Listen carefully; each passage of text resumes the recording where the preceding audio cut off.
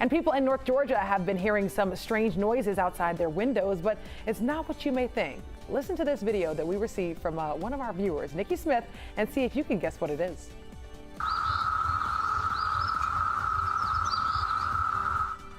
Nope, that's not an alarm. No.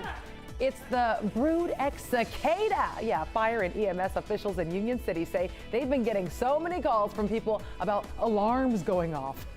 And they say more than likely you're not hearing an alarm at all. You're hearing the sound of those bugs making, well, we're not sure what they're doing, but they're cicadas. Our viewers have been sending us photos of these things, which only emerge every 17 years. So this is an honor, a sound to hear.